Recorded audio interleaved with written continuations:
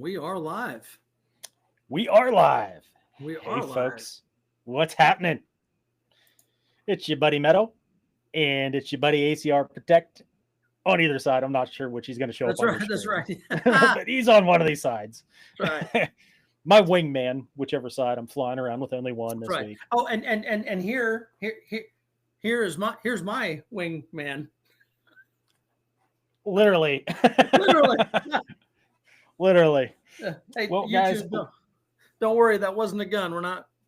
No, it wasn't. It wasn't.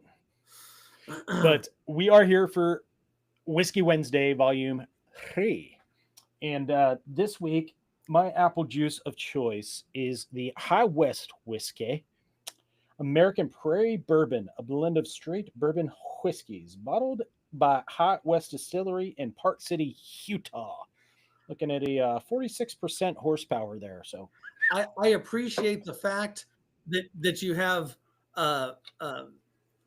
quite a bit of knowledge of the whiskey, because I noticed it's not quite full. well, I did have to partake so I could give, Yes. give a little bit about it. Howdy, Demo. Welcome to the chats. Lawfully, welcome to the Demo. chat. Welcome, Lawfully. I don't have the chat up over here, guys. So he's looking at the chat right now because I got something else planned here. Yeah. So we just. What do you got this week? I I know everyone's thinking it's going to be lead slingers, like Andrew's a one trick show here. I just cracked some Redwood Empire out of Sonoma County, California. This is Lost Monarch small batch American whiskey. This comes in at 45%. We're right about the same this week. Right about the same. This one has a little bit of bite. I like it. I've had it on my channel before. Very affordable. It was turned on to me by one of the pals at Specs there. They said, hey, try this out. It's about $35 for a bottle, which isn't not too bad. Maybe it might be 32. I don't know. But I do I'm doing mine neat tonight. So cheers, As I doing everyone. Mine neat. Skull, folks. You can smell the oakiness, and from my previous research, because science, it has a peppery note to it. Oh, okay. Yeah. Excellent. I've got the Sorry, mosquito. Wasn't going psycho on anybody. Susie Q. That's right. I will take down this mosquito. That's right. That's right. Oh my goodness. I'm also I'm double fisting it tonight. I'm also enjoying the Black Quad. The Black Quad. I can't go wrong with this. I really wanted the Scotch ale that they do, and I couldn't find any, and I didn't have a whole bastard. Well, hello, Miss Susie Q. Welcome. So we've talked about whiskey because it is Whiskey Wednesday. It sure as heck is. It's how many of y'all, and I know we don't have a whole lot of people in the chat, how many of y'all caught wherever he is, Metals, he did a post and he also did a short. Did anybody see those? Because I shared his post and I also did a short. Did anybody get those? Are we getting notifications for this? I can see through my analytics, like how far the short went and what it did. And I'm like, dang, within like an hour, it was like, poof. Really? Wow. Mine didn't do all that well. I'm being told no Black Quad jokes this time. Demo, there's no promises. There's no. I mean, whenever John E comes out, there's gonna be. There will be. There will be Black Quad jokes. Being told no. No, you didn't get a notification, or no Black Quad jokes. But I think mine, my short only, I don't know if it got it's less than 200 views. And it's weird because I've also found that it's sometimes when you post stuff, like there have been times I've posted a short, boom, through the roof. Like, yeah, apparently the whole world's doing nothing but watching shorts. Yeah, I mean the attention span. Yeah, I noticed you Can't aren't stick with coming at us anything. high vis on the live. I am not coming at you high vis in 4K. No, I was at work and last hour and I'm there, nobody's there in this whole huge freaking place, and I'm just like, hey, I'm gonna do the short. Yeah, But I'm wearing high vis. Oh my gosh. Hey, everybody will see the live or see the short then. exactly. They'll see it. They're astronauts. Like, oh God, I see it. So I was literally in high vis for people's safety whenever they were on their phone or whatever device. That high vis was going to keep them safe from whatever. yeah. Might have been in their element. Howdy, Grace. Thank you for joining in. So speaking of work, so I was at work today. Boo. I mean, I guess I've got a job, but and this will make more sense once we start talking about tonight's topic. But I'm in my office. I'm in a meeting, and my door's closed. Apparently, that doesn't mean fuck all anything. And so I get and then it just comes open. Like, it should be knock, pause, answer, and they're like, we got a problem. I'm like, is anybody bleeding or on fire? No. You're still standing here. What is so apparently on our office shares a wall with a restroom. And apparently, as per use, about 3 times a year, somebody flushed something they shouldn't have.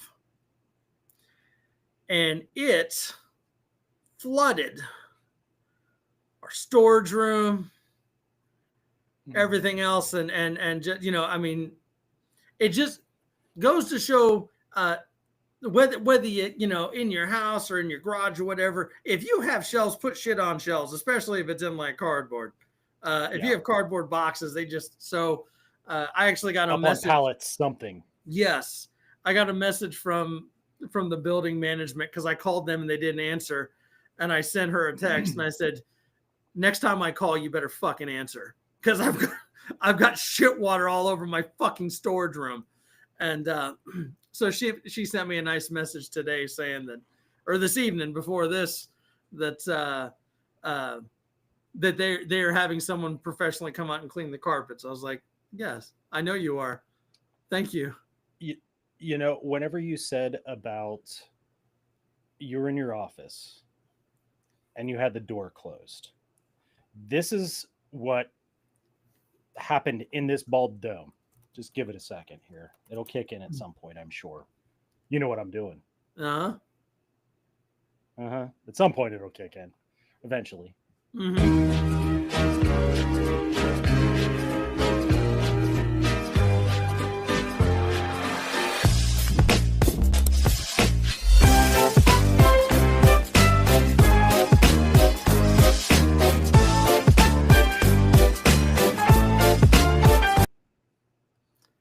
Folks, I bring you John E. Depth.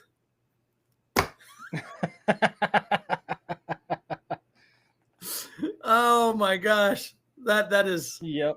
I hope it was worth the wait. The John E. Depth theme song. It has potential to be like super kind of cool, and then it tailors off like, this guy is absolutely not a porn star. No, he's not. He's more of a clown. Why did my phone make that noise? Oh, that was my computer. I'm an idiot. Okay. I turned those off. Well, so chat, welcome.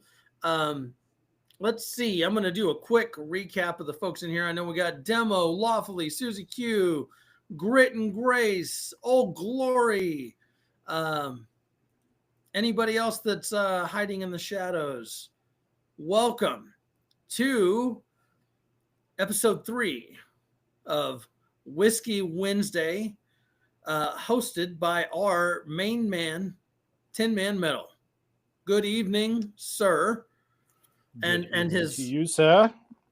His humble sidekick. Sorry, I'm not going to wear the Robin outfit for you. You don't need to. I already got my mask. That's right. That's right.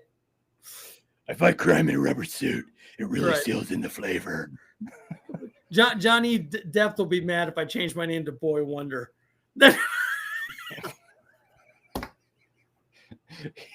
I'm sure he would. That's I'm right. sure he would. So so it's Wednesday, and I think we've talked about it before. One of the reasons we do this on Wednesday is that a lot of the channels that we all watch have stuff on other days, and it seems to work. So there's that. So there's no competition, not a little friendly competition is always good. But on another note, we're halfway through the week, folks. You're welcome. You're welcome. We are your milestone. Yes. To get through the week.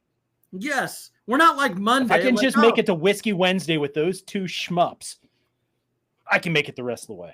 Yes. That you're welcome. That's all I can say. It's truly a public service what we're doing. Exactly. Yeah. So, but I do find this works mostly well for me. I know we were just talking a little bit in studio before we started.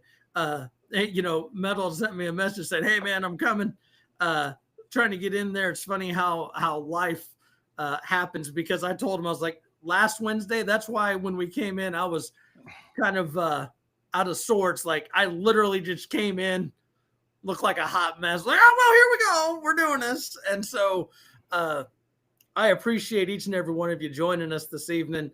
Those of you watching this in the replay crew, hope you have a good time. We're gonna try to throw some knowledge at you. What's that? DJ Metalhead Mercenary. Welcome. Oh, hey, there he is. I didn't see you there, man. You snuck up on me. You must be wearing that new camo, bro. The ponchos, I dig them, man. Hell yeah. That's a sick name too. That's a sick name. So I guess rather than our friendly banter. Yeah, I mean, we didn't come here to just have friendly banter and douse ourselves in frack tea and just roll around in its greatness. Right. We came to talk to you guys about the topic of the week.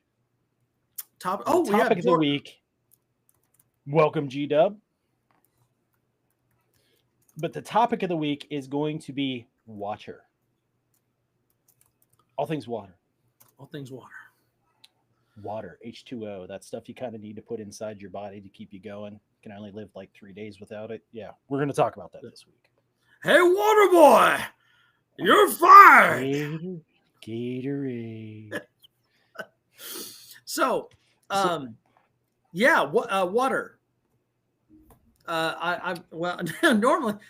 Normally I'd have a bottle of water here right next to me, but instead I got my canteen right here.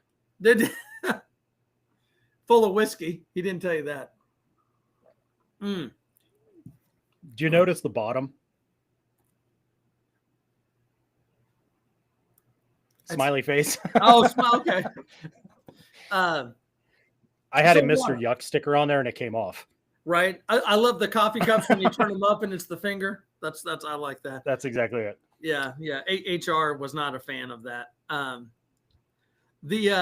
So water. One of those critical things everybody needs to have to survive.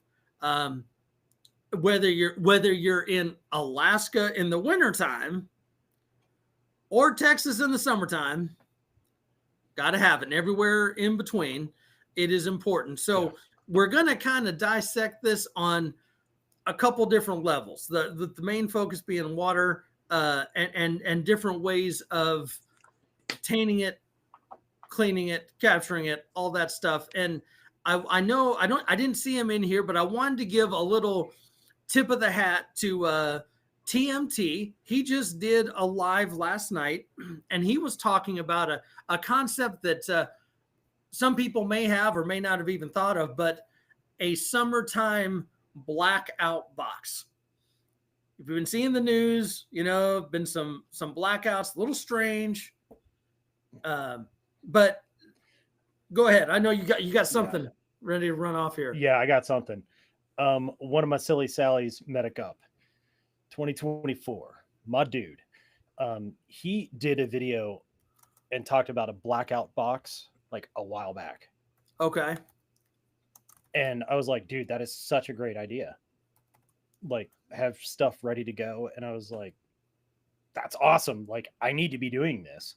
I have yet to do it because I have 10,000 other things I'm doing. But I have all the makings of it. Here, it's just not in a box. Yeah. I think TMT's focus was specifically like summertime. And I know he's in the Midwest. And he was kind of asking me, hey, what's the plan in Texas? Because it gets way hotter there.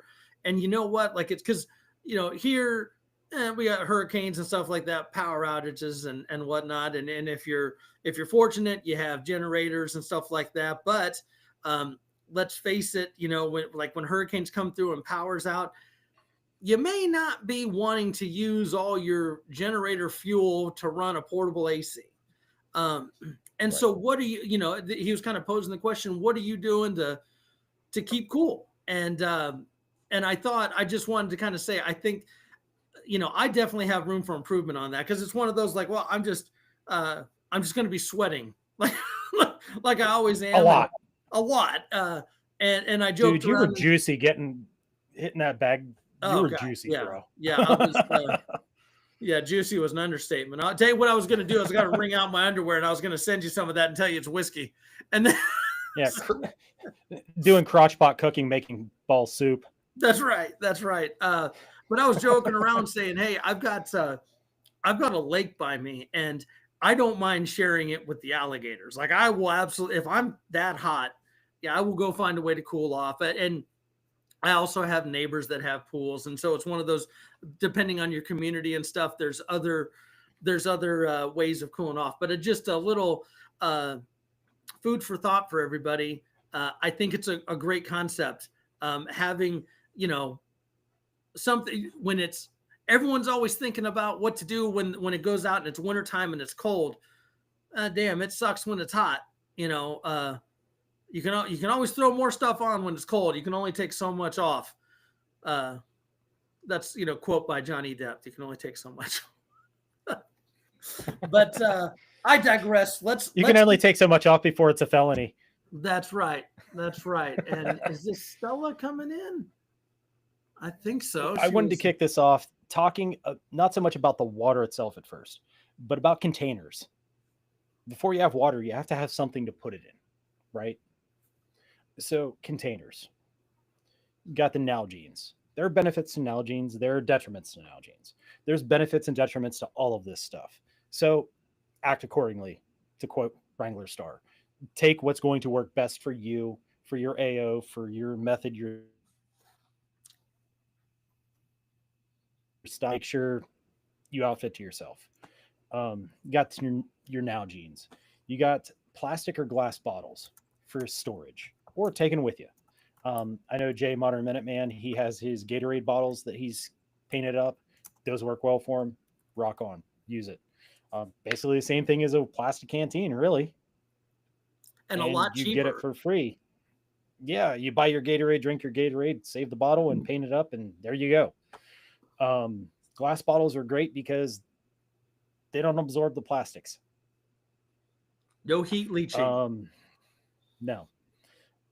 Your canteens, you have both the plastic and the metal. The nice thing about the metal ones is you can boil in them. Very nice feature there. And they also will get warmer. So if it freezes, you can thaw it out quicker. Plastic does take a little bit longer to thaw, which I'll get into that here later on. But you also have your bladders that go in your flat pack, in your assault pack, your rucksack, your hiking pack, whatever kind of pack, bladders. There are all different kinds. I do recommend, if you do have a bladder, get. Well, that just happened. Chat, am I still here? Just give me a thumbs up. We looks like we lost metal there for a second. If anybody's in there, let me know that we're still going here.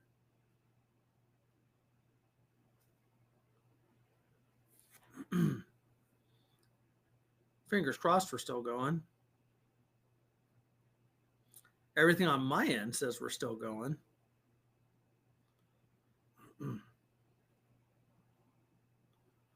Yep, he just sent me a message here saying that he lost internet just altogether, just zapped. So we're going to give him a minute to join back in here. If y'all can hear me, if there's anyone in the chat, just to confirm, let me know what's what.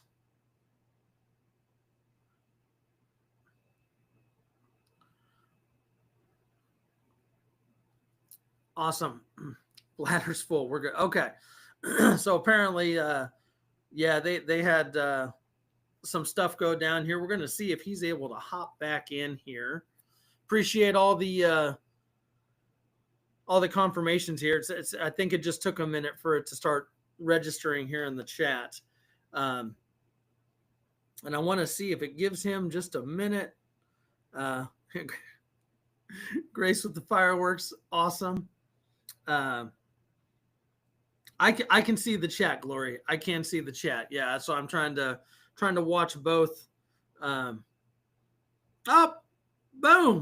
Let's see. It looks like he is coming back. Now we all got to stop talking about him. Maybe. Where'd he go? In the meantime, where's Demo? Want me to tell my black quad joke again? No, we had severe thunderstorms rolled through here last night, and it took out a telephone pole like not even a quarter of a mile down the road here. And so they cut off the pole, and the transformer and the light pole and everything are just hanging there. Well, today they came back to hook it back up, so I'm fighting that now too. Awesome. We yeah. I love living BFE. Right. So we kind of just held it down. Oh, Randall's Little Adventures. Well, welcome, you're Randall. Right on time. You're right on time because we started our conversation and then had some technical difficulties here on Metal's end, but we are back. Tonight's conversation is water. And oh yes, Randall, we'll be giving you a tip of the hat here shortly. Specifically on one of your videos, but please, Metal, continue on with you're talking about containers. Yes, I left off on bladders. I said make sure you put your bladder in a sleeve, some type of containment. Personally, I carry 2 bladders in each of my packs, one clean one and one dirty one. One I can carry dirty water till I can hook it up later, or I get that extra 2 to 3 liters of water to take with me just in case I'm not going to be near water anytime soon. Make sure your bladders have a neoprene sleeve on your hose to help keep them from freezing in the winter times. You can also take and rubber band hot hands to your sleeves and to your hoses to keep them from freezing. Ice plates. Show of hands. Anybody ever used an ice plate before? Have you? I have not. Have you heard of the ice plate? I have not. Okay.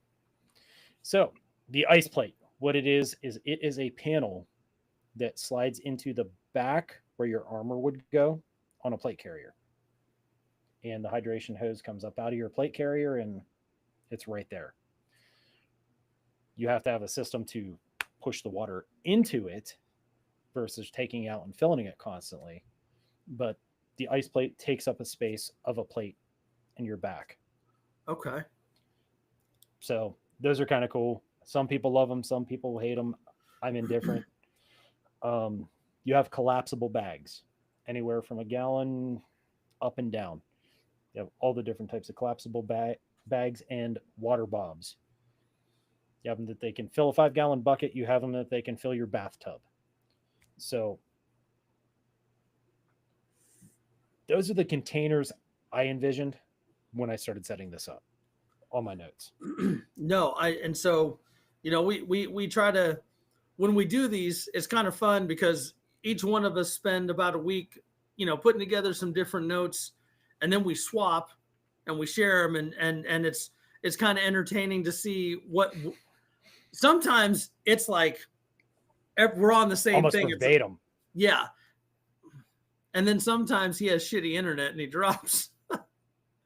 And then other times we are we have some things aligned, but some things are very very different. Just about on what we're thinking there.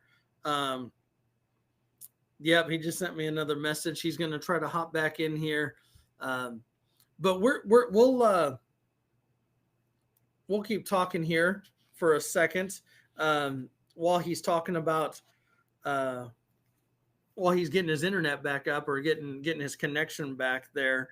I think now I'm actually going to take a moment to discuss. I mentioned Randall's Little Adventures. Again, if you have not been to his channel, you need to go to Randall's Little Adventures and check it out. And he, frozen to half filled black. That's a brilliant idea. That's a great idea. It's just to keep some of that cold. I need to do that here in Texas, but I'd be afraid that damn thing would sweat so much and all the condensation would destroy my bag. But Randall, yeah, I can see it with canteens too. Randall's Little Adventures, he has a series of videos about building a water tower. And I know we have Metal back here. I don't want to steal the show, but if we're talking collection of water, water towers have been around forever. And it was a badass video watching Randall build a water collection tower and his whole game plan on how that's going to work in the event that they no longer have water. I cannot remember. I'm not trying to put out all your business, Randall, but I want to say it was several 100-gallon water tower that I've had the privilege of seeing and climbing up into and everything, and it is badass. And so if you have the ability to build a water tower or cistern or something like that, by God, that is, even if you're just using it to water plants, but the way he designed his, he should be able to get some water through his pipes and flush toilets and stuff like that. And I'll tell you, that's a big deal. But I'm going to swing it back to Metal here while he talks about more bladders. Yeah, I'm going to talk more about some of that stuff. No matter what you're doing for water containment, okay, if you're trying to put in a bag, a bottle, whatever, a bladder, Nalgene, canteen cup, no matter what, always make sure you're pre-filtering it. Whether you're using a bandana, shamog, a piece of cotton, cheesecloth, whatever, pre-filter it going in. Even if you are collecting it into some container to put into a thing to push it back into your hydration bladder.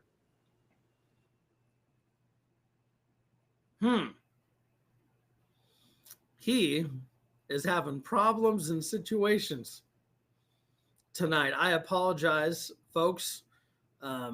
We are having he's having a rough go with connections there. And I keep getting pings. Apparently losers that I work with and probably for can't stop emailing me because they have no sense. He's trying to get back on here. I'm not sure. He said he's kind of got to change the game plan here. But yeah. So still talking about water, sort of shortly. The the collection of it again, even if it's not a SHTF scenario, you can pick up these rain barrels. You can still do that here in Texas. Funny thing, it's illegal to do that in Colorado. There's several other states it's illegal to have water catch systems. I think it's ridiculous. But I know here you can still do it. You might even be able to find those rain barrels cheap. It's essentially a plastic 55-gallon drum.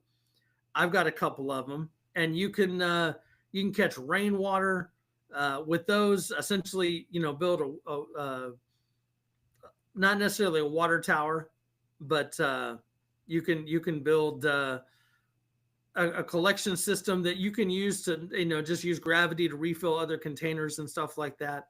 But we got metal back. Maybe you're sideways there. I'm trying to get this set up. I just said hell with Xfinity internet. It can suck my balls. I'm going straight cell phone. Gotcha. Gotcha. Assholes.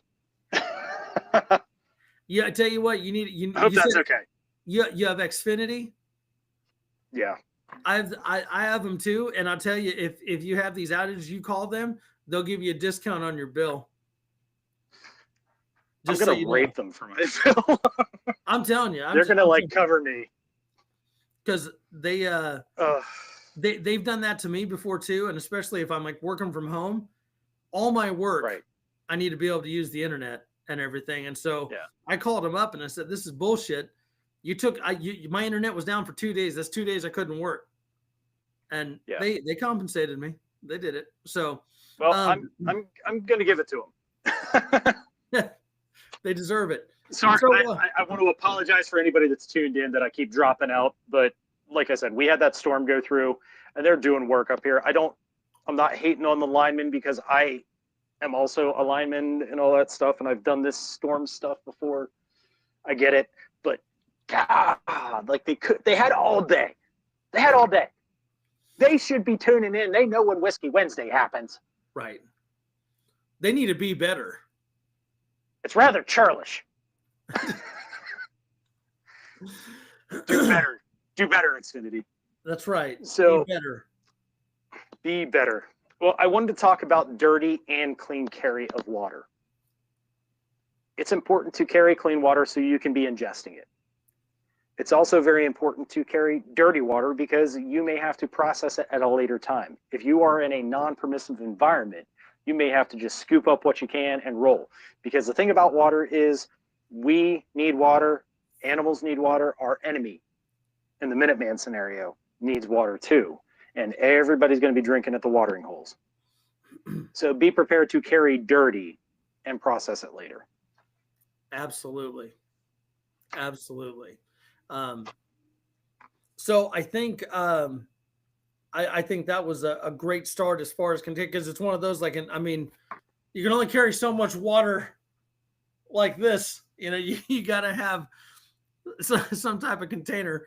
I think as far as my notes, and a lot of the people watching this are in the community as far as prepping, camping, and all that outdoorsy stuff. Filtering and cleaning your water. You've collected it. Sadly, most of these bodies of water, there aren't too many anymore where you can literally just take your cup and drink right out of the lake, or whatever body of water that is.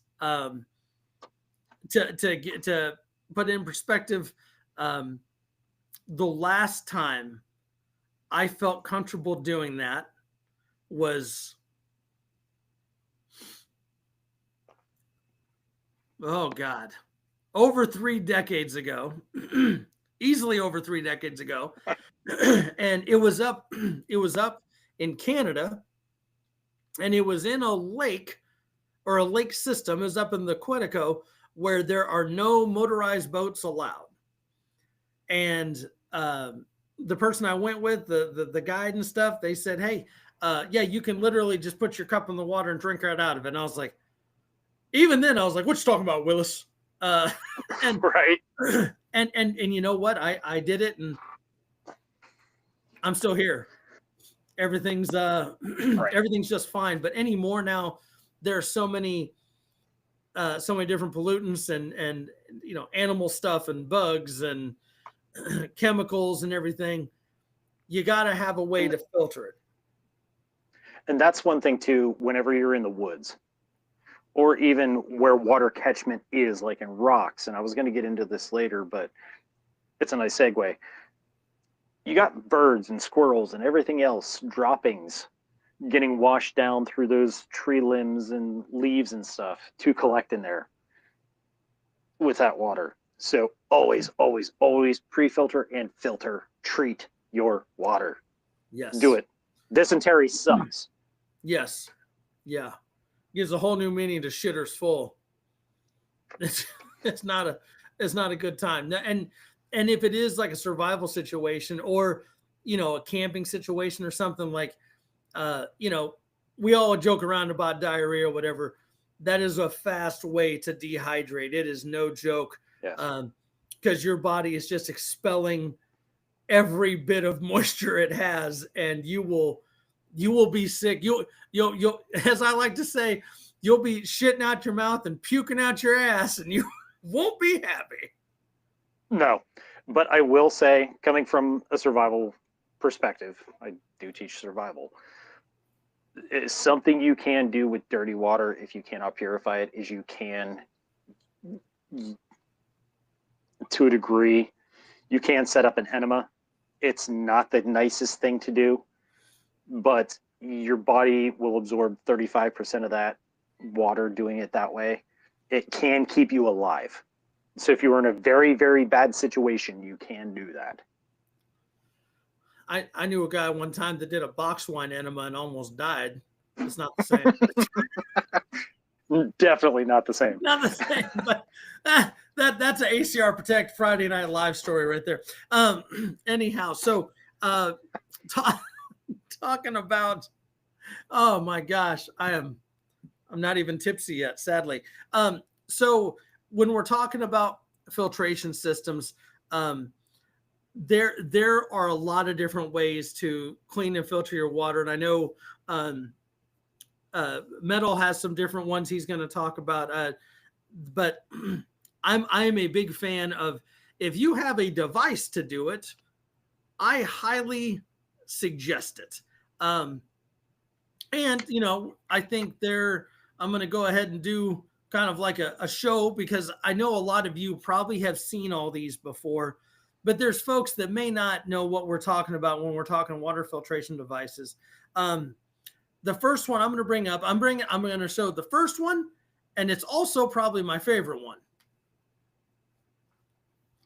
The Sawyer Mini. Okay. Now, when you buy one of these, it comes with your cleaning plunger, your backflow plunger. It also comes with like this little straw, which I'll talk about in a minute. I don't have it with me. The straw is kind of useless.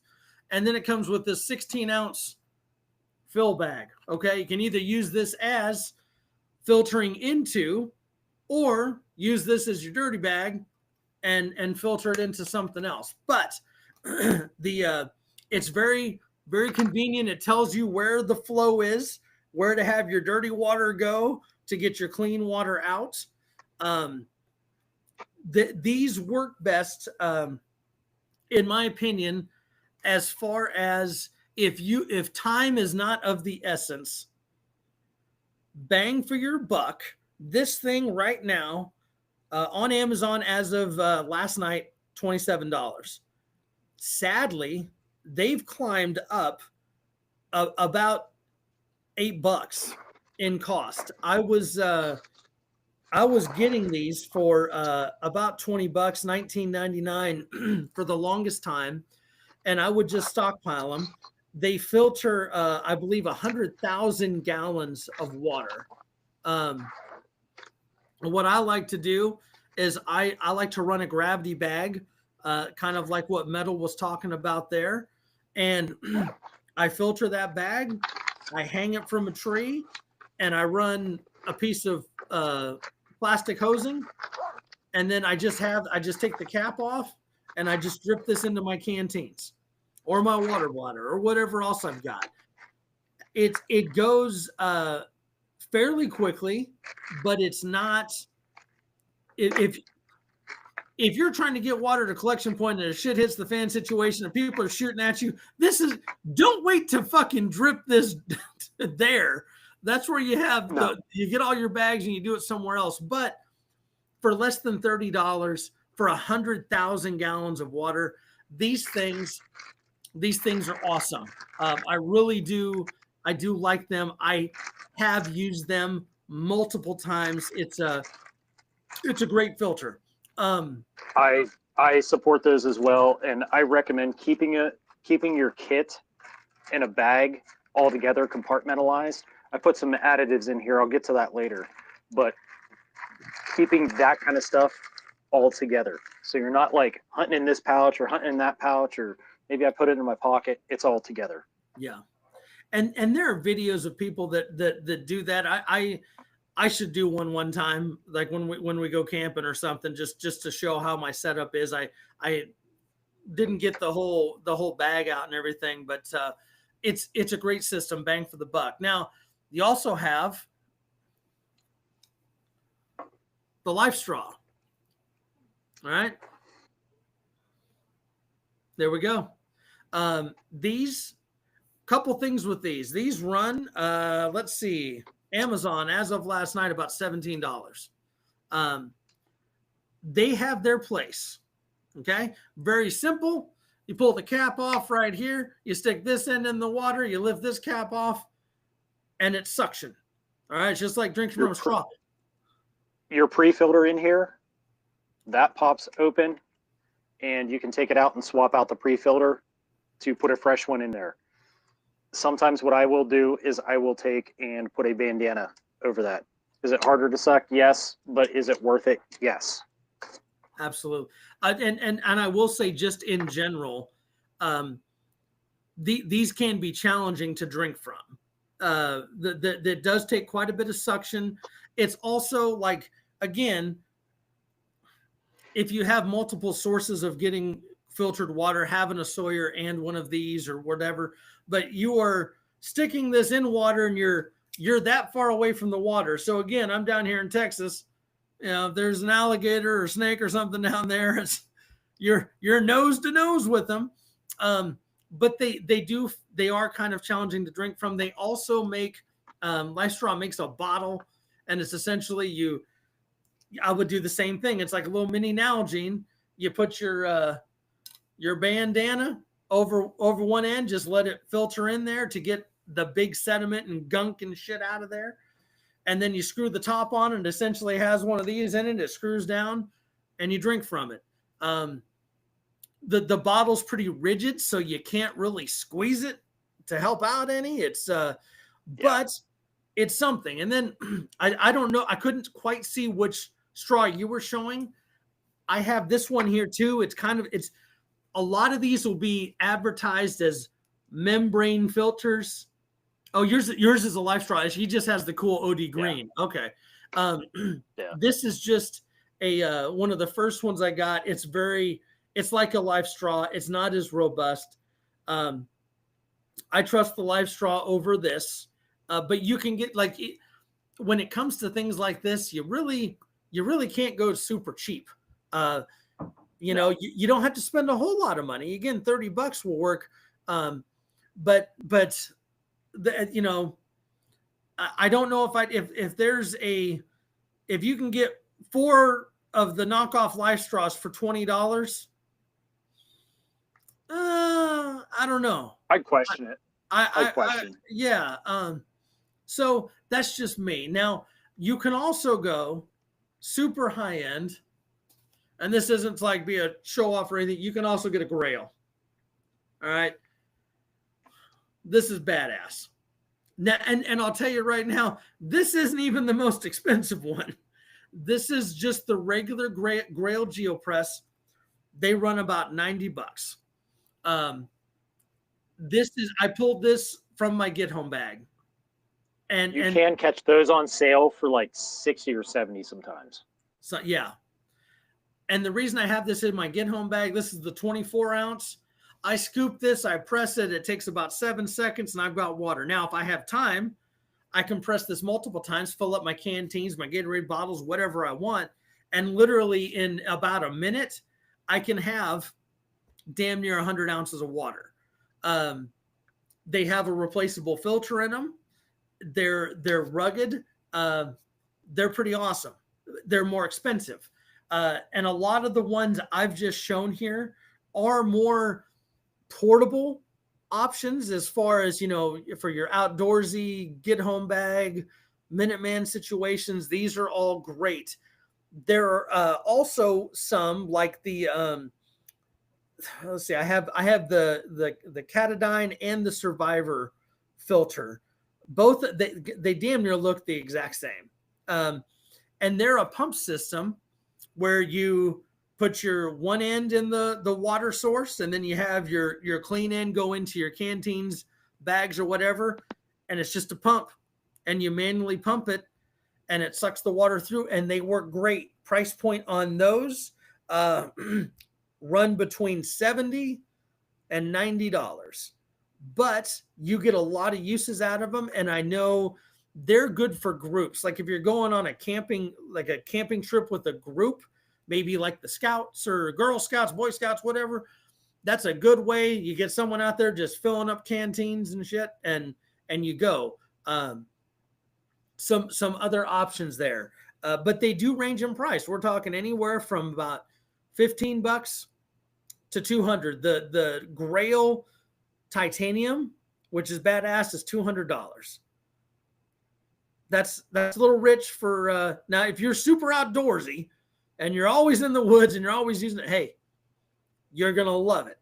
But if you're more of like the preparedness mindset, emergency mindset, maybe you don't want to invest $200 into one can that can't do it. I'd rather see you buy 2 Catadines or something like that, or a Catadine and a couple Sawyers. Right. And you have the Catadine filters, you have the Catadine pumps, you have the MSR pumps, the MSR filters. I mean, there's a lot of really good pumps and filters out there. There truly is. But like we said earlier, if you're getting like a 4-pack for $20, I wouldn't touch it. Yeah. I wouldn't touch it. Yeah. I mean, not unless you're like getting the water from your fridge and then, or from your tap, and then maybe, but no, I would agree. Yeah. So those are just, so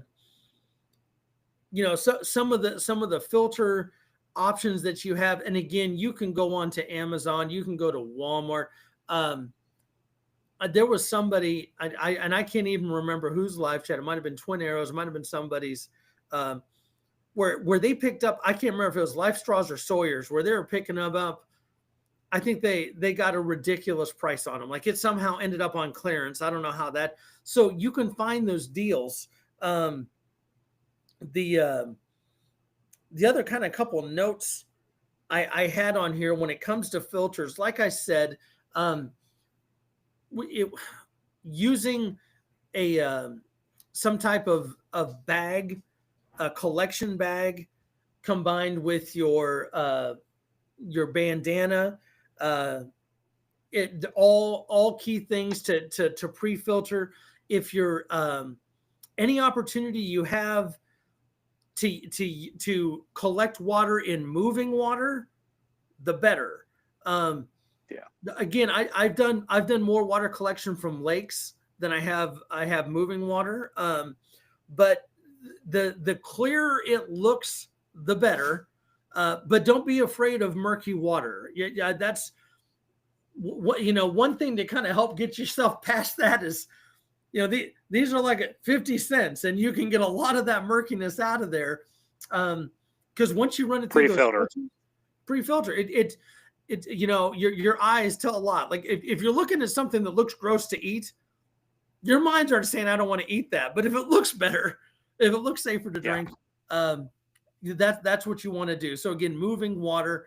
Metal kind of talked about it a little bit ago about the the ponding, pulling it off of leaves and stuff like that. I mean, that works. You can do that. I would still filter it just because of all the reasons he said, bugs and critters and pesticides and all that other crap. But there are a lot of ways to get water. There are a ton. Yeah, those are kind of my notes on there. I guess one more thing before I toss it back to Metal here. If you're using multiple bags, like he said, you have a collection bag, a dirty bag, and a clean bag, label them. Put a piece of Scotch tape on there, something. Duct tape and a Sharpie. Yes. Sharpies, spray paint Sharpie, right on it, whatever you got to do. You tie a red ribbon around the handle, whatever you got to do. You can be all fine. And, maybe, and again, I try to keep it light. I don't want it to be all doom and gloom and prepare. If you're on a 5-day camping trip and 2 days in, you have, you've screwed up and used the wrong bag, you're going to have a bad day. It can be that quick. You wouldn't, I mean, a little bit of particulates get in there and you're having a rough time. So label that stuff. And the other part to that is maintenance on them. The Sawyers and everything else, like the Metal was talking about, changing out the pre-filter membranes on there, backflowing your Sawyers, replacing your filters. Those of you in colder weather climates, if you have these, either any of them, if you have a bunch of moisture in there and it's getting below freezing, that's problem. You're going to break the integrity of some of that stuff and put yourself at jeopardy. So maintenance on that stuff, just like anything else, preventative maintenance. Chat, are you all still there? I have not seen anything in the chat. Have you? I don't have chat because I'm on my cell phone. Okay. I said, hell with the computer. I said, heck with it. And I'm purely on 5G right now. I am not. So I just have me and you. Okay. So chat, I'm curious. If there's anyone in the chat, please just give me a thumbs up. Maybe you're just that engrossed and listening. Or maybe it restructured when I went over to the cell phone. I don't know. It may have. And if that's the case, because I'm still showing live stream chat, so I'm still showing live stream too. But yeah. So if that's the case, if y'all are watching this and you're saying stuff in the chat, I apologize. I am not seeing it on my end, and I am not seeing it on my end either. Let me see if I can work some magic here from my cell phone. All I see is you saying, "Hey."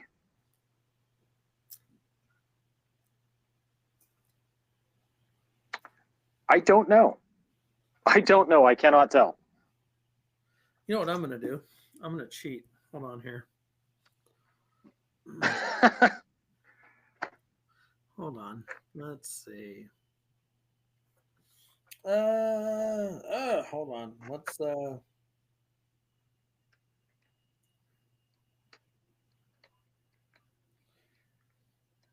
Let's see here. Okay, no, Demo just beat me to it. Demo, I appreciate that text. I was literally just texting you. Chat, gang, all of you watching, due to the technical difficulties, we are not seeing, the chat is not showing, and we apologize. That sucks. So, that does suck. That really sucks. But I did what I had to do to get back on here. Yeah. So I love you guys, and I thank you. Just keep chatting amongst yourselves about everything, and we'll catch y'all guys in the comments with the replay crews and all that. You know what? Hold on, I got an idea. Hold on here. Let's see. You could probably pull up the YouTubes on another device. That's exactly what I'm going to do here. I was going to try and do that from the laptop, but it's going to keep dropping out anyway, I'm sure. All right. So I literally just disabled the Wi-Fi on my phone and went purely cell data on this, just so I can keep going. Yeah. So all right. So I am looking on my phone. Let's do a super quick recap here. Just thanking all those folks in the chat here. They've been getting after it. We have Scoot, Bobby Bama, Grit and Grace, Randall's Little Adventures. I saw Prepared C in there. Old Glory. DJ the Metalhead. Prepared C, I need to get with you offline too. Dragon Slayer. So, Larry, welcome, brother. Lawfully Armed, Randall's Little Adventures, Robert Ham, welcome, sir. Demo Don, Susie Q, all the cool kids, essentially. All the cool kids are in here. And so I'm gonna kind of keep my phone up here, just so I can kind of try to engage the chat. If any questions come to you, I will let you know. And I do need to get with Prepared C offline. I can find your email on your channel, or you can find it on mine. Get in touch. We were talking about the filtering aspect of things. And I wanted to get into my version of filters too, because of being the survival instructor. I wanted to get into that kind of stuff too, in case you don't have a filter with you at the time of need. You can make bushcraft style filters. Charcoal from a fire, smashing it up real fine, right? Have some type of, even a log hollowed out, bamboo, whatever. A bucket, a soda bottle. People throw these kind of things in the wild all the time alongside roads and all that kind of stuff. You can grab one up somehow, some way. Putting in a layer of grass, a layer of charcoal, a layer of sand, that is going to help you filter a lot. So making bushcraft style filters is amazing. I have a 35-gallon drum that I have set up as a bushcraft filter.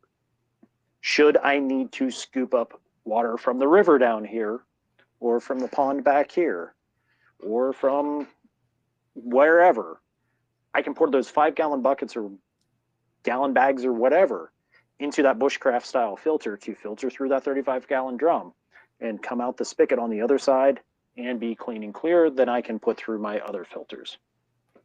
For those of you at your homes, if you can't do a bushcraft style filter, on the old Amazon machine, they have an RV water filter that literally hooks up to RVs. Randall probably has one on his to filter the water going in. So that way you can filter it from any spigot. If it be from your garden hose, from your laundry sink, whatever, you can use those RV water filters. In line, they are good for like something of like 240,000 gallons or something stupid. They're like $25, which isn't bad at all. That's not bad at all. We just had TMT join us. Welcome, TMT. We were actually talking about you earlier. We're kind of giving a little tip of the hat in regards to your live last night about the blackout box and summertime preps. And so tonight we're talking about water, all things water.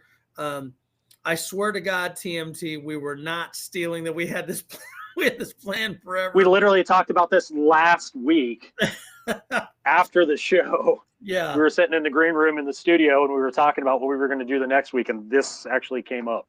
Yeah, and Randall throws in the chat. Randall was there. Yeah, Randall.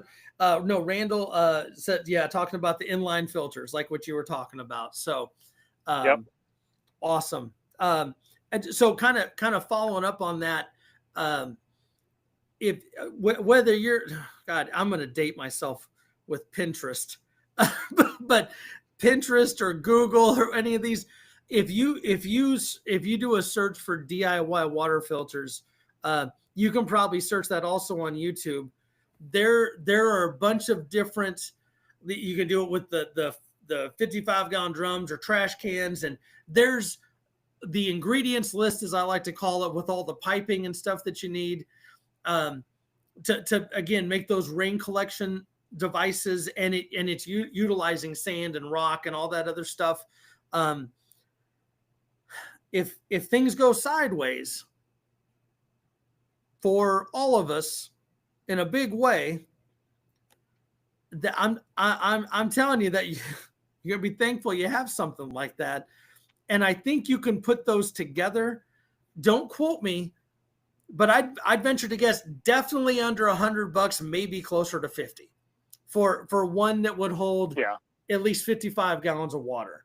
I did mine 35 gallon because it's what I had on hand. But if you can get one of like the olive barrels from like the food service places or something, generally they like give them away. Some guys will take and they'll snag them up and then try and sell them for $150, $300, $500 for those things.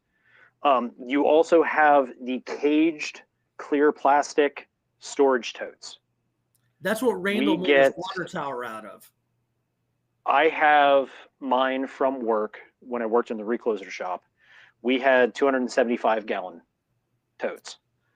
I have a couple of those. They came with mineral oil in them. So we clean them out with Dawn dish soap, several containers of Dawn dish soap and mops and stuff like that. Rinse them out really good. And whenever you run that RV water filter, that inline filter in it, it takes everything out. And they're amazing.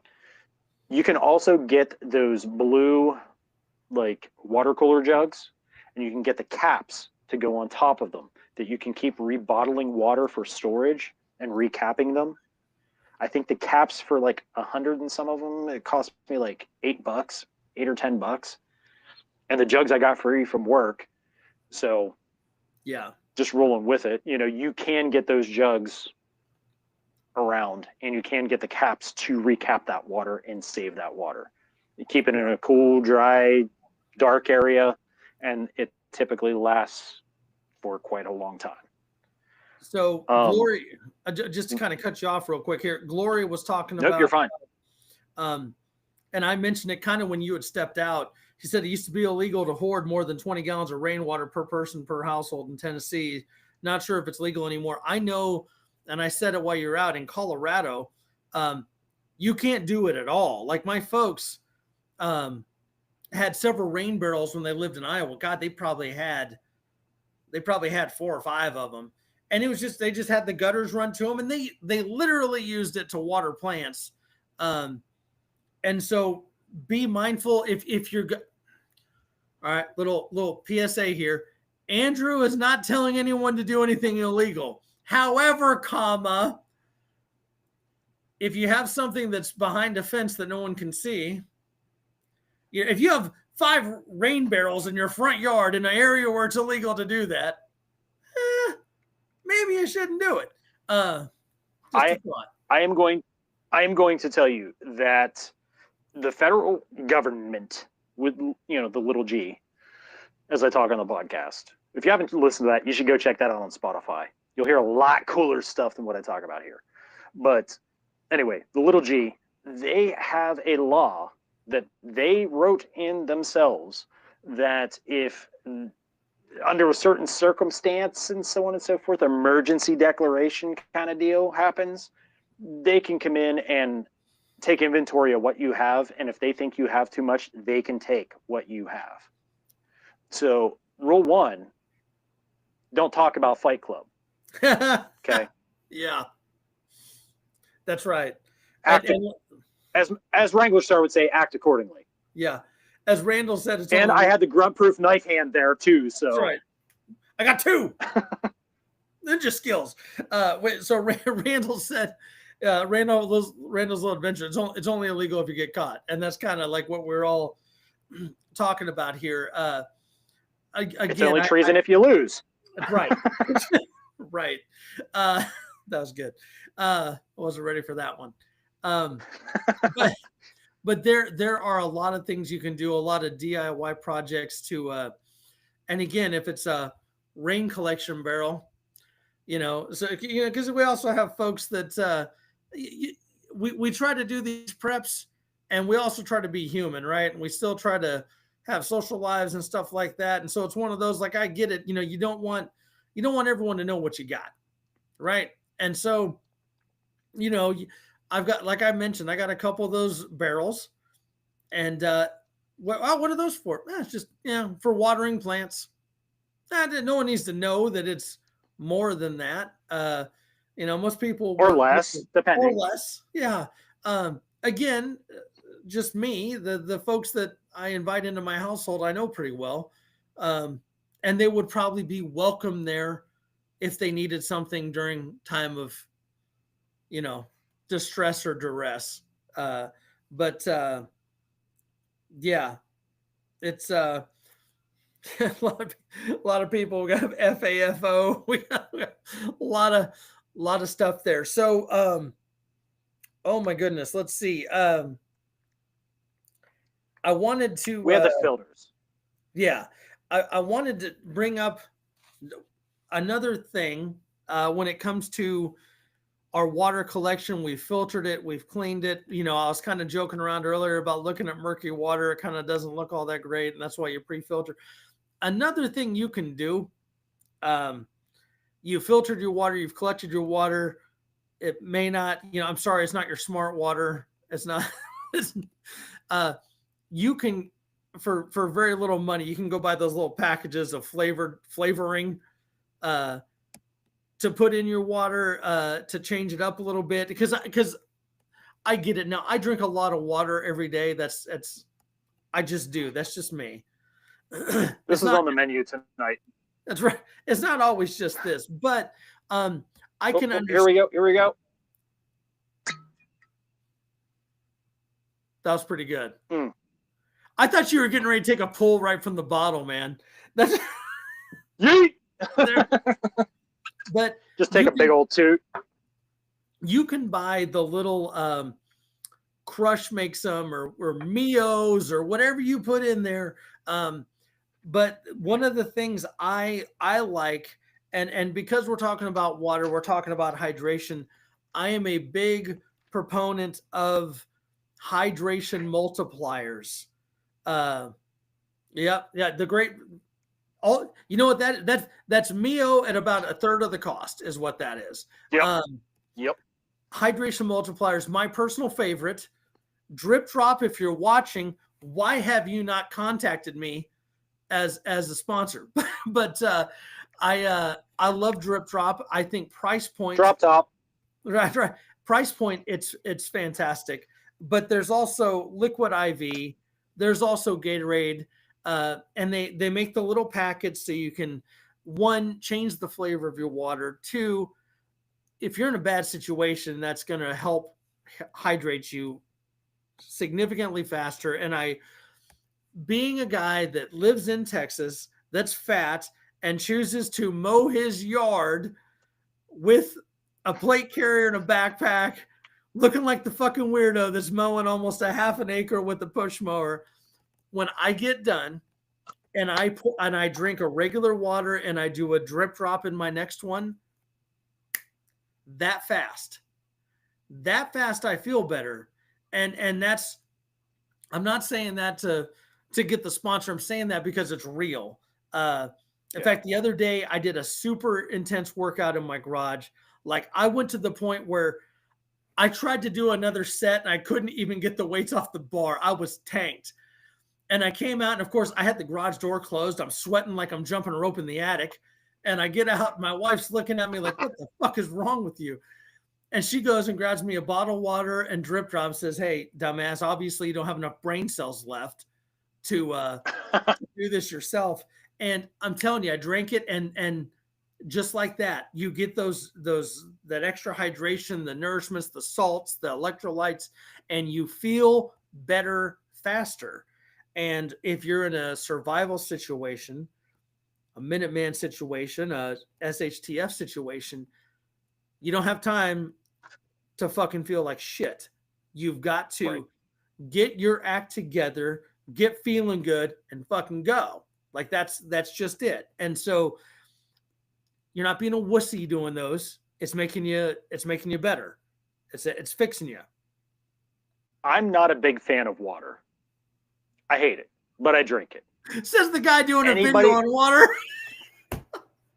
I mean, I drink like a bunch of these like 28-ounce things a day. I don't like it, but I know I need it.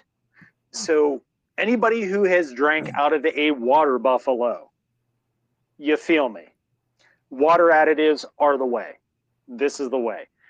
Like he said, the drip drop, the liquid IVs, the Gatorade ones, Propel, the Mio type things, anything to change the flavor of the water, awesome.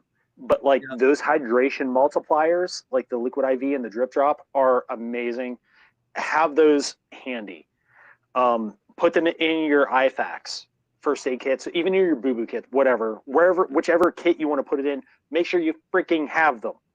Yeah. Another thing, if you can't get your hands on that stuff for whatever reason, having salts and electrolytes, even just a flat out electrolyte powder or some type of salt to get back into your body. Have you ever noticed when you're wearing a black shirt or something and you're sweating a lot and then you dry off, then you get like the salt rings and stuff like that? You get the salt up in the and around the neck, and that's because you're losing salts. So you need to get salts back on board. So make sure you're getting those salts and electrolytes as well as the hydration multipliers. We were talking, he wasn't wanting to drink soda the other day, and he was drinking a LaCroix. And he hates LaCroix, but I like them. So we were talking a little bit about that, and then I brought up the ultimate like Excalibur for hydration in my mind. What helps me tremendously. Like he did the drip drop. I do coconut water. Coconut water is amazing for hydration. So if you're not into the additives, coconut water is a great help when it comes to getting those electrolytes back on board.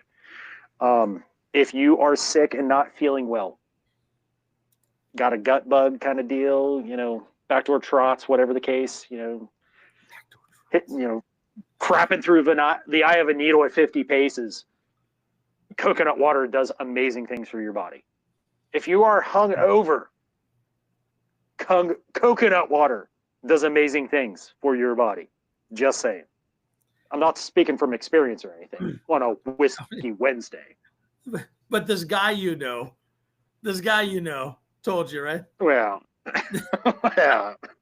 No, I would agree. I am a big fan of coconut water. I know a lot of people don't care for. I can understand why someone may not like it. It is kind of an acquired taste. But again, if you're in an area where they have coconuts, it's a bitch to get to that coconut water. I'll tell you that right now. But it's one of those like one of the ones I buy. It comes in. It's almost like a hard cardboard. Like sometimes you get like the protein shakes in it and stuff like that. You know what I'm talking? Yeah. And so it's one of those. Again, does it take up a little more room in a bag? Yeah, maybe. But if you need it, man, that shit works quick. And so, yeah. If you can even get like 1 liter bladders, that you could put some of that in a separate 1 liter bladder to have just for hydration. If you don't refrigerate it, it will stay okay if you're out, doing the things for like a couple days. Yeah. So swap it out, obviously, pour it out, put some new in or whatever. But you can take that separately from the rest of your water. Absolutely. Absolutely. Let's see. Let's see. We've got Robert Ham talking about the water buffaloes. Old Glory, if you lose 5% of salt in your body, you don't need to worry about anything. Yep. You're standing in front. Yeah. Yeah. And it's one of those like Metal was saying, picking up the signs of dehydration, seeing the salt marks. When I do a lot of walking, you'll see it in your shoes. Especially if you're wearing black boots, you'll see it. You'll see it on the rim of your hats. Maybe if you're wearing like a bandana or something like that, you'll see it. A sweat ring and a hat. Yep. If you start getting that headache, if you you start feeling nauseous, like heat stroke, heat exhaustion, cramps, they're a real thing. In fact, with my organization, it's one of the hot safety topics we talk about. Safety is an important thing, especially with a lot of different organizations and petrochem and other industries that are involved in higher risk activities. And I use petrochem facilities because it's Houston and we've got a shit ton of them. These folks, they're probably some of the only folks that can probably relate to military folks being over in the sandbox, because they're wearing FRCs in Texas in a fucking hot ass plant. Yep. So the safety items are killing you at the same time. Like when I did hazmat, it was about as bad as being in MOPC stuff, man. Yeah. I mean, yeah, you got your PAPR on and getting the airflow in your face a little bit, but like you're still getting super freaking hot in that stuff. When we come out of that stuff, you could literally break the seals and just pour water out of you'd feel it sloshing around in your suit. Yeah. So Scoot thinks he's funny. He says, I'll let you know Sunday morning how that coconut water works. I'm telling you, it helps. It does. It helps. I will second the notion. TMT thinks we're a bunch of silly Sallies, as Metal says, but we're having a good time, and it's one of those of you in the South, I know, like just in the chat here, I know Randall's Little Adventures demo. He's in Florida. I'm here in Texas. The heat is no joke. And it's really, it'll get you. And not knocking anywhere else. Like I love my family very much. I love my mom very much. And I remember my mom would say, "Oh my gosh, it's so hot here in Iowa." I'm like, it doesn't hold a candle to what I'm dealing with down here. That said, I will say the Midwest does have that wonky weather, because it can get super cold and super hot. It does, but it's just that humidity, it just gets you. And then when you go to areas that have that dry heat, like when it's like 115 in Phoenix, Arizona, like you're not even sweating because it's evaporating before it even gets off of you. If you get up into the Columbia Basin, up in Washington State in the PNW, it gets freaking super hot up there, like that super dry heat in the summer. When I was packing up the U-Haul to move, it was like 113 degrees. The day I left to move back here to PA, it was 109. And like Krista and Martin, they can tell you it's super freaking hot up there. And then in winter, you'll hit the negatives. Yeah. And get freezing fog and super ice and all that kind of stuff. Yeah. So it's no joke up there in that desert either. Yeah. And it's all the cool thing about this is like everyone, wherever you are in your perspective areas, you know what you know, right? So it's one of those, I know what I know from one, just my life here in Texas, but I've been stationed a lot of different places. I've been to a lot of different environments, and experienced those. But it's just until you know what it's like where you're going, you just don't. But that's okay. Right. It's not a competition. It's the only the competition is called staying alive. That's the competition. So get your stuff together for where you are. That's the important thing. I don't know if Warrior made it on here. Big Bearded Warrior. He recently purchased some land in West Texas, and when I was talking to him kind of offline, I said, your biggest priority, your biggest problem is water. That is what you need. I mean, there's however you get it, and we were on Twin Arrow Survival Live earlier this morning, and I think they were kind of talking about it on there. Like you sometimes have, if you're doing a well, it's not like you're going 10 feet and getting water. It's not you're Going way down there. You're going way down there. But we all need the water. We all need that. We need it to survive. We need it not only to drink, but to cook, to clean ourselves up. Right. So I think this has been a fantastic topic. Right. That it's not one of the cool guys. I'm sorry, we're not pulling out M4s tonight. we're talking about water, but it's something we all need, and acquiring the different tools to get water and maintain water and filter water are crucial. It's something that we all need regardless of where we live. Right. You gotta have it. You gotta. Absolutely. And coming from my survival background, I got a couple other things I wanted to add here. I don't know if you were basically 3 years or not. Mm-hmm. Mm-hmm. Okay. Yep. Boiling water.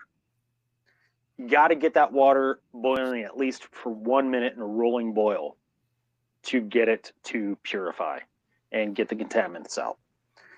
You can do that through a metal nesting cup, pot, one of those kind of things. Like you saw a twin on his MRE date. He was, had the cup there and had some water in it and making his MREs. Boil for 1 minute rolling to process that water. You can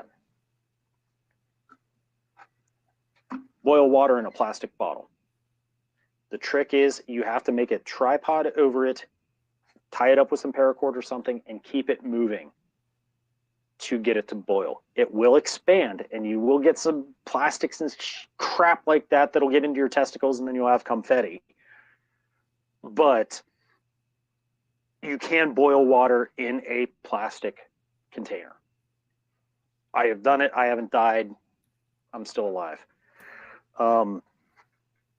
I found a water bottle when I was doing a survival school, or a plastic bottle. It was, one of the clear water bottles, and I was able to boil water in it to process the water so I could drink it and get through the survival school.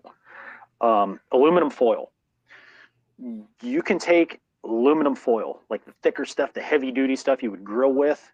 You can fold that down flat and put it into a survival kit, or put it into the hydration pocket where the hydration bladder goes in your pack. You can put it in your chest rig and whatever. Fold it down, make it flat. You can fold that out and you can make a cup out of that. And you can boil that by sitting it next to a fire. Cups, you can boil them in metal cups. Your nesting cups that go into your canteens and stuff, you can boil in those. Here's another one. You can boil water with rocks. Heat up the rocks, drop them into the water and boil it. They'll keep adding the rocks and taking them out, keep adding rocks and taking them out. You got to have a bunch of rocks, but you can boil water with rocks. That gets super hot. Just obviously be safe when doing so. Don't burn yourself, because then you're getting into the IFAC stuff, and we're not talking about that this week. Just talking about the water. Right. But you can boil the water with hot rocks. You can even make a bowl out of wood, a piece of wood, and burn it and clean it out, and burn it and clean it out to make yourself a bowl to boil in. I have done those before. I've made cups and bowls with fire before. It can be done. I have done it myself. I wanted to get into that so you understand that you can just boil your water. It does work, but pre-filter it ahead of time, so you're not boiling the muck and the murk. Right. I wanted to get into treatment as well. Treating your water.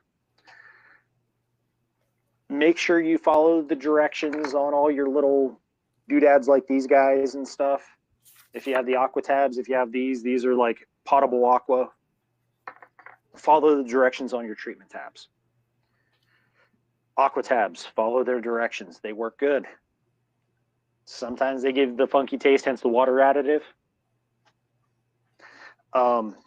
Iodine. You can get providone or iodine drops for your IFAC, right? You can use that to treat water as well.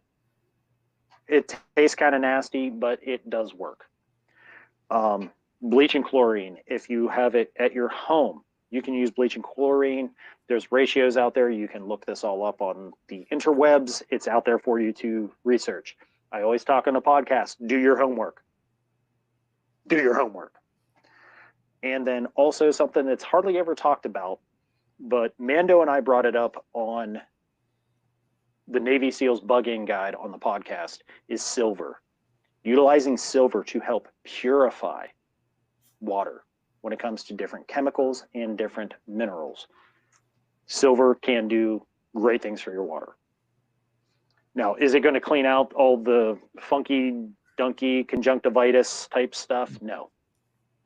But it is going to help bring down certain levels of metals and stuff like that, and silver is good for you.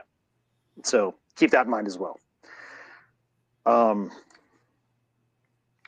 Silver's good for wound care too. If you didn't know that, I absolutely. know it's another topic but you can get that in a tube for essentially it's like a Neosporin, but it's yes. silver nitrate based, and it's very good. They use that often. So I know it's kind of weird if you hadn't heard that. You're like, what? Yeah, no, it's legit. It does a lot of good things. Silver, you can even get silver wound dressings. Another one, not to get into the medical, but medical honey is another good one. Yeah. Just saying. And honey is something you can carry and you can add to water too. It works as a sweetener for your coffees and stuff, which is a water additive, your teas and stuff, which is a water additive and a diuretic. But anyway, you can use honey in there as a flavor additive too. Plus it gives you a couple calories to get you on board, help, keep your morale up, keep you trucking along. Yeah. Robert Ham kind of commented on the bleach there. Unscented bleach, 2 to 3 drops per quart. That sounds about right. Again, and I'm not criticizing you, Robert. It's just one of those. I want everyone to read that for themselves, because we don't want anyone saying, "Oh, Robert said do this," and all of a sudden they're drinking bleach and shit. Like, so it's a disinfectant. It works great. It gets rid of all the funk. It's fantastic. A lot of people love the bleach. They love the bleach. It's great bleach. A lot of great bleach manufacturers out there. We need to bring them back here to the U.S. But no, seriously, that was good. Do your research when it comes to that, because your containers can be different sizes, different whatever. So act accordingly. Do your research accordingly. Yeah. That was a really good impression, by the way. I was pretty impressed with that. That was good. Thank you. It's huge. A lot of people love it. They love it. They're talking about it. They're tweeting about it right now. I'm gonna have to talk to Elon and see if he's got the analytics on that to see how many times it was retweeted. People are either loving us or hating us right now. But I'll tell you right now. Here's the thing, folks. Goddamn, if we can't laugh a little bit, we're all going to be crying. That's just it. That's just how it is. Besides your obvious resources of going to a pond, a lake, a stream, a spigot, a glacial runoff, a waterfall, whatever you have in your AO, how else can you get water? Solar still. And also use desalination. If you collect like clear trash bags, like trash can liners, I like carrying extra ones of those in my bag. I always carry construction liners, but I also carry the clear plastic bags too. Because what I'll do is I'll take and I'll set my cup in the middle of it, and I'll put salinated water or nasty water underneath it, and I tie it up, and I take and I put a little pebble on top of it. So that way, as it's sitting there, it will desalinate and drop the evaporated water into my cup. You may have to rig some stuff up depending, or tie a couple knots and keep your bag up so it drips down in, but it does work. I have used it many times. You can set up a dew catch. Take on a leafy tree or something. I said about the bird poop and stuff like that earlier, but if it's, at night or something like that, you can take and put that clear plastic bag over a very leafy branch, tie it tight, and come morning, it will catch dew. And as it heats up throughout the day, guess what? What the tree would be giving off in oxygen, it's now giving you in water. I have used that method several times over. You do have water vines in some of your AOs. There are water vines out there, like the big honking grapevines that bigger than like what Tarzan to be swinging from, or Johnny Depp on a Friday night. So you just to pause you for a second, you can't see the chat. A lot of people are talking about the values of honey in there, and of course, I went ahead and threw in there that Johnny Depp knew a stripper named Honey one time. I wonder. She did I'm wonders. not surprised. Too. She did wonders too. Another story for cousins Brandy and Candy.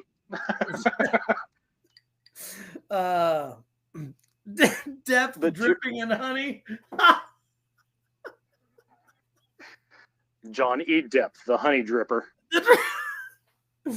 Not to be confused with the clap. Johnny Depp does not have the clap. I swear to God, he does not. Or any other STDs. Now, known to man. All right. Known to man. You're going to get me off track talking about Johnny Depp. We're talking about water, not right. Besides your obvious resources, the water vines. I started getting into the water vines, and I said about Tarzan swinging from the vines. You started the thing this. With the water vines. I did, and I'm bringing it back. With the water vines, if you are hacking into them, make sure it's not like a milky substance, and it's clear. No Johnny Depp there. I was gonna say you keep put the shovel down. I'm putting it down, but we can literally just do this phrasing blanket, like phrasing.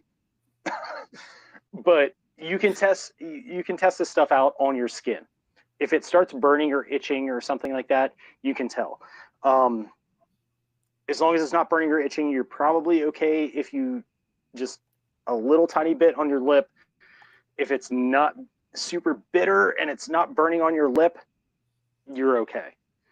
I still would take and probably wrap a bandana or a cravat or something like that around that and have it drip into a cup to kind of pre-filter it if anything was on the outside of the vine. I wouldn't like hack off the vine, but I'd put a gouge in it or something to see if it's pouring out or dripping out. Leave it, come back to it, see where it's at. Make sure you're checking that stuff out to make sure it's safe first. Study your vegetation in your area to know if you even have true water vines in your AO, area of occupancy. To find water. How do you find water? Right? We all need water. Can't just go up to the faucet and get it when you're out, in the backwoods, right? It's just not there. I can't just go to the fridge and grab a bottle, so I got to find it somewhere if I don't know where it is. So watch your land draws. If your land is drooping down, chances are water runs down hills. It's going to collect somewhere in the bottom. It's going to collect in rocks. It's going to collect in trees. It's going to collect in divots, mud puddles, things like that. But on the big draws as they go down, if you're walking up here or up here in a valley, chances are there's probably going to be water pulled somewhere down here at the bottom of the valley. I know that should be pretty obvious to some people, but you would be amazing. You would be amazed. It's truly amazing how many people I've been through survival school with and in survival class, in my class, that don't catch that simple principle. Chances are they grew up in a city and they don't understand the wilderness. And they're learning for the first time. So I had to throw that out there for the beginners. Your land draws are going to provide water at the bottoms. Your rock catchment. Check out rock outcrops and like different rock formations to see if there's a pool of water there that you can go to get water if you need it. For you hunters out there, you know the game trails. What happens? We all need water, right? Even animals, they need water too. They all converge to go to the watering hole. Chances are where you see game trails converging, that's going to be pointing you towards water a lot of times. Now, I wouldn't say follow it for 20 miles, but I'd say follow it and see if it's following the land draw. If it's following the land draw, a lot of times it's going to go to water of some type. So just putting that out there for anybody that may benefit from that knowledge. Absolutely. So I did a little test here. I tried typing in our chat on the studio, and it's not going through here. That's just us. That's just me and you coming up right here. So that's just green room chat, my friend. Yep. So we Dragon Slayer just rolled out. They had to drop. We had Bobby B drop. Again, those of you that are still with us, thank you. This has been just like every other that this is number Trace Whiskey Wednesday. So much fun. I enjoy getting together with Metal. I enjoy getting together with all of you. And hopefully we're providing some knowledge, some fun, some entertainment to you. The topics we come up with, we want them to be of value. We're trying not to just, there's a lot of shit out there. And so it's good. It's good to know that there's channels out there that are putting out quality stuff. And it's, I'm not trying to pat ourselves on the back, but I appreciate every single one of you. And I'm hoping everyone gets something out of our chats. I'm sorry that the actual chat on our studio isn't working. We'll get that back once Metal goes over there and brings some folks up that can't get their shit together. Yeah. Just tell them I'm going to wring out my underwear. I'm going to make them drink it after I get out from the. You guys do not want me to bring Johnny Depp into this equation. Right. Hey, he'll be providing that milky substance. That's all I can tell you. And he'll give it to you for free, but he's going to charge you on the back end. I'm totally using that at work. I won't have a job on Monday. That's awesome. Helping you find the unemployment line as fast as I can. Right. I do have a couple more things I want to drop here. Yeah, absolutely. There is a thing I put in one of my videos. It's my little survival kit video, the belt kit. There is a device in there called an Arctic bag. Some people don't know what an Arctic bag is. Literally take a Ziploc bag, duct tape around the outside of it. Put yourself a couple little tabs on the inside here where these little pull aparts are because they kind of suck. Put a couple tabs in here and put a couple tabs out the sides. Poke holes on the outside tabs and run a piece of paracord. For you folks in the snowy areas like myself, you can eat snow, yeah, but it blisters in your mouth and it can lower your body temperature. However, if you take that snow and you put it into that bag, zip it closed, stick it under your coat and your outer warming layer, not up against your skin, against like your base layer or something. Zip your coat up and get trucking. Do your thing, get where you got to go. That snow will melt and give you fresh, clean water that you can drink out of that bag to keep you going. That is something I threw into that bag because I deal with snow here a lot. And so that has helped me tremendously in all of the different schools that I've done, the different classes. My students make them before they go out when we do winter school. It's awesome. They love their Arctic bags, and I sing the praises of the Arctic bag. You can take on that bag and clip on like a little tiny LED flashlight. You can clip on a little tiny Bic lighter. You can like set yourself up with an actual kit on that thing you hang around your neck. So if you get separated from all your other kit, you have that survival element on you, in addition to what you may have in your pockets. Because we all live out of our pockets, right? Yeah. That's something that you're putting on your person in those scenarios. So in case you need to get that water, you have that right there. So I wanted to tell you guys about the Arctic bag tonight. And I wanted to say that if you don't have water, you don't have access to water, you can't get water for whatever reason, cut your calories. If you have food, don't eat as much food when you don't have water, because it takes water to process those calories. So cut down your calories a little bit. In cold weather, we kind of touched on this earlier. In cold weather, keep drinking, stay hydrated, because you're still losing that water. You're still burning that water, the same as if you're in a hot environment. You don't need it for the thermodynamic cooling in your body, but you still need that water. Keep hydrating even in the cold. You can only go 3 days max without water, so prioritize it in all of your survival preps, not just when you're out in the back 60 or whatever, but at home, your day-to-day, back and forth to work, going to the grocery store, whatever. Have water handy, readily available, or know where your water is in your AO. If you don't know where it is in whatever AO you're in, find it. Put it on a map. Mark it out. If you are a Minuteman and you have the printouts of your area for your water, or for getting around and navigating and stuff, topos, whatever, mark where your water spots are. Just a little homework you can do ahead of time to save yourself down the road.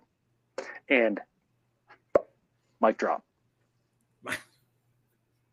Excellent. So I've been kind of listening to the chat here. For those that have popped in, we're having some technical difficulties, and again, I wanted to thank everybody for their patience and understanding this evening. We're not able to access the chat from our studio. I'm trying to comment and monitor the chat from my phone here. So if it looks like I'm not paying attention, I'm actually going back and forth and reading the chat and seeing what's up. But this has been another phenomenal Whiskey Wednesday. I just thought of another little tip for water. Just the tip? Just the tip. Drinking straws, as I drop it on my desk. Drinking straws. You can cut them down. You can heat up the end and pinch it with a multi-tool. And you can put these little guys in them. Cut off the other end, pinch it off, and you have your purification tabs right there, that big, that you can fit in any pocket. You don't have to carry these glass vials with you everywhere. You can put them in drinking straws and right on the side with a Sharpie what it is. So I'm not saying that this is going to be our next topic, but I do think that we kind of segued into doing a topic and the value of pocket survival kits. And that's my area of expertise, bro. Right. But what I'm saying is, like, and I say that, I kind of go into this next part because there's a lot of garbage out there. There's a lot of garbage kits out there that you'll buy, and they seem not super expensive. And then you get them and it's like, well, I just bought a bunch of shit. So, but you can make legit survival tins. I know Metal does them. This and That with Matt actually puts together some good ones. I've got them. I actually think I have them in my car. And so it's one of those, like, I'll be damned if I don't have, so I do have this. Don't judge me, but This is a flask, but the survival tins are probably smaller than a flask, and you can get a lot of stuff in them. Yeah, there we go. Thank you. This is my boo-boo tin in my DMR chest rig. Rolled right behind me, got it. This is my boo-boo kit. I carry one of these every day. I've done videos on this. I have a Smalls tin for the Altoids that I have set up as a repair kit. I have a video on that. I have the boo-boo tin, a video on that. I have survival kit that I have ranger banded to a Camillus carnivore. A tin of mints. Mm-hmm. You know, you can create an entire survival kit for under $20. Plus you get to eat the mints. Plus you get to eat to carry with you if you need something, including water purification, including like fishing kit, including boo-boos, and whatever. You can do it all in here. Yep. And I will break out my kit for that video. That'll be good. I'm actually looking forward to that one because I've put a multitude of little kits together, ranging in size, but it's one of those like it's we're gonna if we start talking about that, we're gonna be on here 6 more hours. So well, I know it's a school night, no pun intended, but because I saw Anthony, welcome. I saw you in the chat there. Welcome, Anthony. Glad you made it off the 4-wheeler, buddy. Well, so no, he apparently fell off the 4-wheeler and ran him over. So I hope you're okay. Hit up Prepared C. He's got all the stuff for that. That's right. You know, thankfully it was only a 4-wheeler, not a car.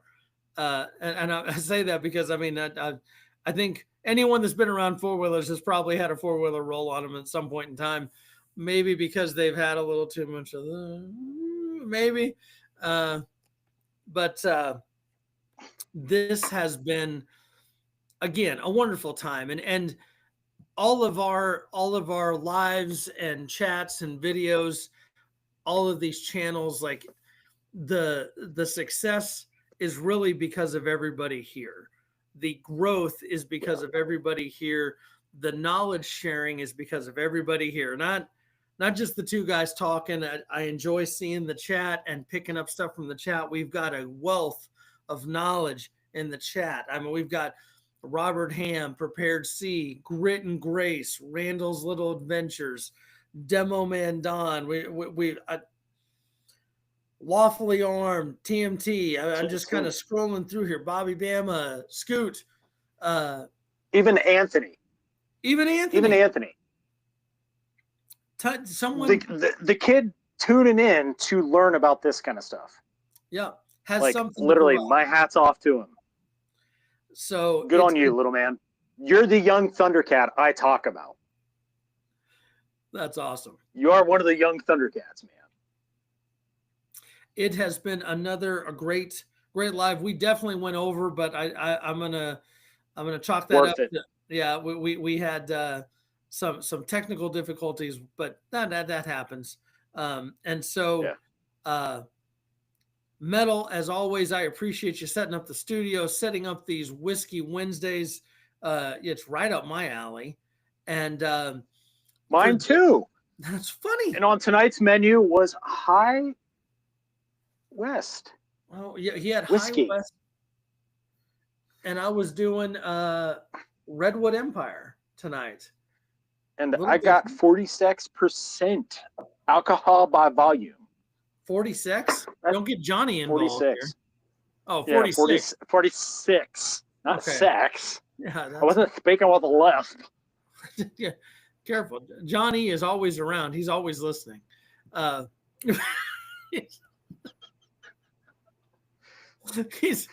play the Johnny Depp theme song again if I could. So for those of you who did not tune in time to hear the Johnny Depp theme song, I will play it during episode 51, season 3, episode 51 of the Tin Man TNA podcast on Spotify. So you got to follow me over there to find out what Johnny Depp's theme song is. It's pretty good too. And if you're not, if you're not tuned into his Spotify, he posted on his channel. Sadly, YouTube's weird, and when you do a post and not a video, it definitely doesn't get the traction it should. But he puts those out typically anytime between Sunday and Tuesday morning. It's a fantastic podcast. It is very good for those of you that have commutes like me. It ranges between 45 minutes and 2 hours, depending on the podcast. And what a great way of just kind of chilling out, getting some knowledge, definitely some entertainment. Yeah. And I do have the link to the Spotify in the description of my channel where my email is. You guys can email me anytime. I respond to emails. I get them all the time from Spotify, so I respond to those. Hit me up. So this, and I bring this up not to steal the show. Miss Susie Q is not. She missed the story about Johnny Depp, and so I love you, sister. There's a whole lot to unbox right there. If you do you want me to paraphrase and condense it for you? I'll let you paraphrase it here in a second. But if you want the full thing, I need you to go. I need you to go to my channel, and there's a live. Search lives, and it's ACR Protect the Porn Star. And if you watch that one, it's about an hour and a half of nothing but solid gold. Unless of course you're one of my family members and you've probably excommunicated me at this time, based on that podcast. But please give our cliff notes of Johnny Depp. John E. Depp is Andrew's alter ego porn star after he has had enough of this kind of stuff. Now you guys are seeing ACR right now, but there is another alter ego that comes out known as ECR from back in like the early 2000s. That is Emo CR. Emo CR, yes. So he's mostly right. This all started just the paraphrase. Somebody interjected themselves in a conversation I was having with my good friend Alice many moons ago, and they said, "Hey, what are you talking about?" And Alice, off the cuff, just goes, "Well, Andrew was telling me about how when he got out of the Coast Guard, he became a porn star." And we had this entire facility believing that Andrew from ACR Protect was a porn star after he got out of the Coast Guard because he fell on hard times and got into the porn industry. And his porn star name was John E. Depp. The proud dinghy boat captain ventures into all kinds of ports, all of them. That's why he has a dinghy boat. To give you a thumbs up. It's this is definitely not rated PG. It's beyond PG-13. We're on the verge of X here with some of this stuff, and I'm trying not to pollute Metal's. It is rated. It is totally rated ACR. That it is. That it is. It's all you ladies. It's a short show. Not that impressive. Susie Q, hard times. Sometimes it's just it was just a short period of his life. Very short. Again, and that ties into that other movie that I did called The Disappointment Room, which is not a horror movie, just a sex life with Johnny Depp. But dramatic comedy. Oh my goodness, we went way off script there. Thank you. I'm blaming totally. Susie Q. Susie Q, this is your fault. I was trying to remain a professional, and no, this has been a fantastic evening. Great topic. We got people laughing. We got people that are probably going to unsubscribe. We got It is what it is. I want to thank each and every one of you and apologize for the technical difficulties, but I appreciate the fact that you came in, you hung out, you stuck with us. You stuck with us. If you haven't liked and subscribed to TinMan-Metal's channel, you need to. You need to go check out. And to ACR, you need to go check out ACR. Subscribe to him if you aren't already. Thank you, sir. But share the channels. Share the channels. Share the channels. Sharing the channels is pound for pound one of the best things you can do. Yes. If we're going over to Spotify and talking about the podcast, the 5-star review and sharing the podcast. I do not monetize. I will not monetize. I can on Spotify, but I will not do that. I do this because I love doing this. So make sure you're sharing the channels and subscribing, doing all those things. We really do appreciate that. Absolutely. It's a lot of fun. You know, I know when I started doing this stuff, it was, I kind of had a mission. I'm trying to kind of stick with that mission, but also it's my channel and I try to have fun. That's, you know, it's one of those, I try to bring knowledge, try to bring laughter, try to have some fun. And, you know, I would not have met everyone on here if I wouldn't have started a channel. And that is awesome. People like Metal, people like Twin, people like Big Bearded Warrior and Grace, Susie Q and Scoot and Randall and all these folks is all because of YouTube. And I know we bag on YouTube because it does stupid shit sometimes, but we're all here and we're all together. And I thank all of you for that. I don't know that he'd even watch this if he's ever going to watch this. But I want to thank my brother Reaper, because Reaper got me into doing the YouTube with him, doing the Warrior Collective channel. And then we started the Warrior Collective podcast. He brought me into that with him, that I was his ACR in this. And if it wouldn't have been for him, I wouldn't have done my TinMan-TNA YouTube. I was still going to do my business and everything, but I wasn't going to do the YouTube. But it's because of that idiot that this idiot is here. That's awesome.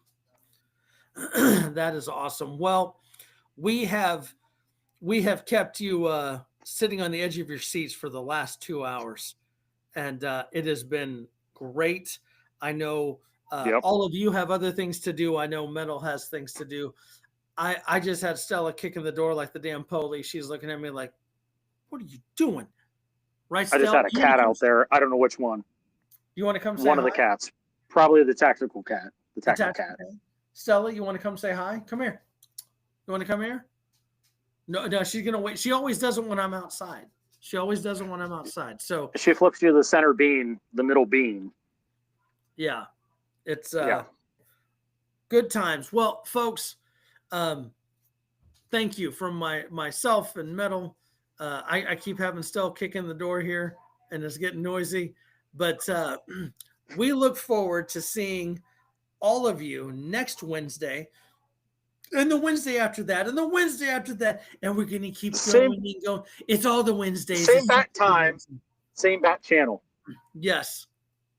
My impression isn't nearly as good as yours. Now, my son Jackson may rival your impression of Trump. He's pretty damn good. So I'm not going to put him on, but maybe I can get him to do a voiceover for us one of these times. Right. So I've got a little bit of whiskey to finish up. Do you? I don't, but I can. Yeah. Well, yeah. Don't be a bad American, Metal.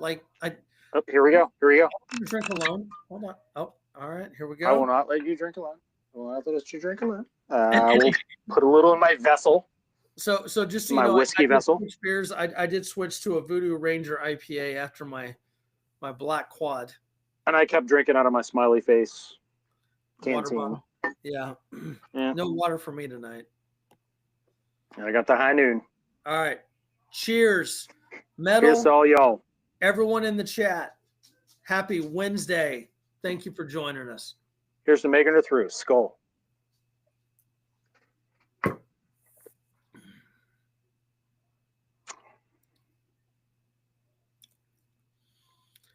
Yes. That's delicious. As Scooby-Doo would say, delicious. Delicious. Delicious. So Cheers, we're all gonna of y'all.